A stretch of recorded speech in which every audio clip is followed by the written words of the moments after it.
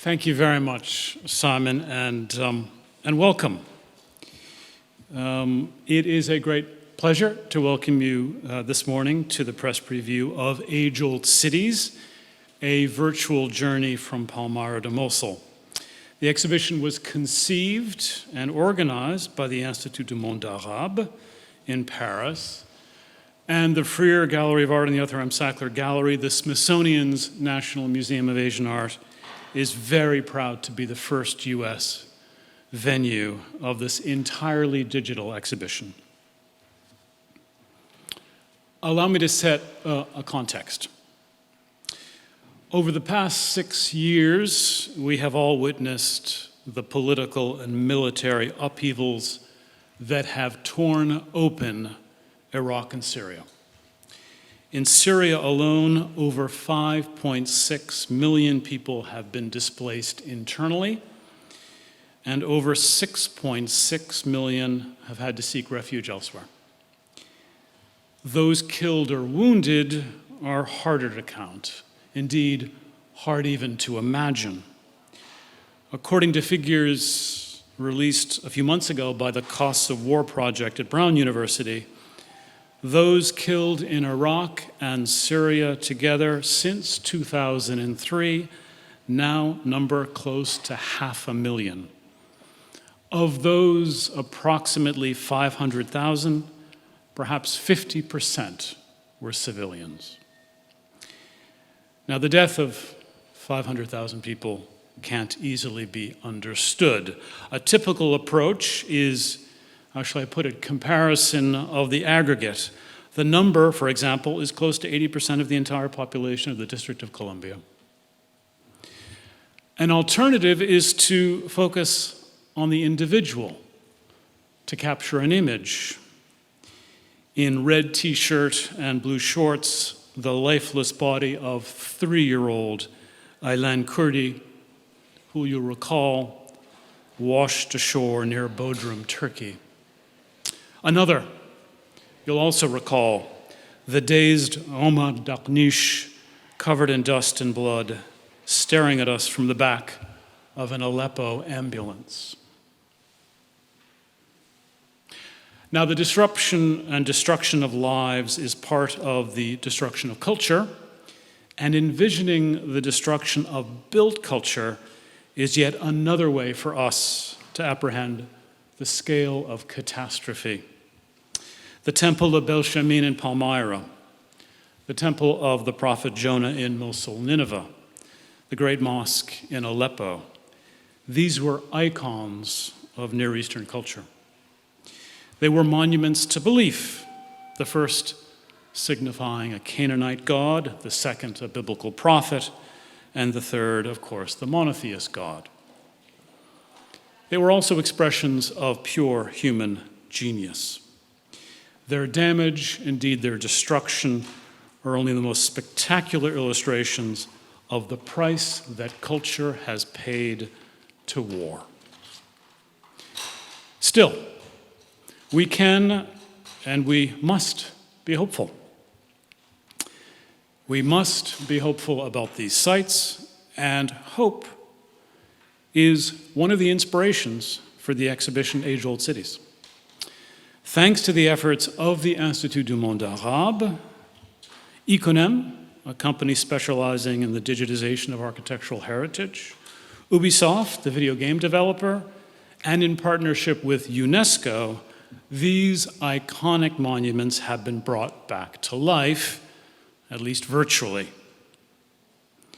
The exhibition thus raises the question, and so the prospect, of their future physical reconstruction. Age-Old Cities is a landmark exhibition, not only for its innovative use of technology within a museum context, but also for the poignant story that it tells. What it narrates is cultural destruction and I emphasize, and the remarkable strength and resilience of men and women who chose to remain behind in those cities to fight for their survival, indeed to fight for their reconstruction. As the Smithsonian's National Museum of Asian Art, we are inspired by the objects that we have the privilege of exhibiting, conserving, and studying. Equally, we are committed to introducing diverse audiences to the art and culture of Asia, both historical and contemporary. We are immensely fortunate to possess some extraordinary pieces from the extraordinary cultures that created them.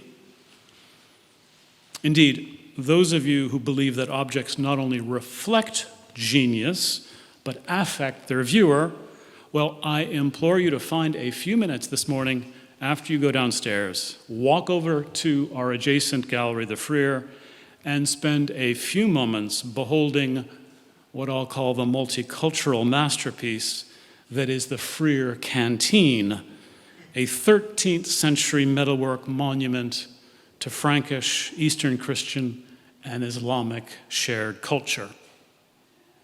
A single example from our collection of some 44,000 pieces, the Freer Canteen is utterly unique. Take my word for it. It's a remarkable illustration of the craftsmanship that made medieval Mosul the world's leading center of metalwork and a hub of Christian and Muslim exchange. In our own era of globalization, of interdependence, of breakneck change, there is, I think we can all agree, a newfound urgency in preserving art and culture and for fostering an understanding of the historical, cultural, and artistic diversity of Asian cultures and societies. Age-Old Cities will be on view for 9 months and accompanied by a series of lectures and discussions on the 3 cities. It will emphasize the importance of cultural heritage and its preservation. Like the exhibition, these programs will provide an opportunity to give voice to the many Syrians, Iraqis, otherwise not given much of a voice here in this culture especially, those whose cultural heritage they possess, but which also belonged to world culture. We are especially pleased to be presenting alongside the exhibition an enhanced VR, virtual reality component. During the run of the exhibition, a pop-up VR experience will be available in the museum's Imaginasia classroom. First Saturday of every month, visitors can have an immersive virtual tour that includes images of 6 emblematic sites in the art world now destroyed or hard to access, which come alive thanks to the carefully rendered sound, lighting, and animation. This VR experience is made possible by Ubisoft, and you'll have the opportunity to experience it downstairs.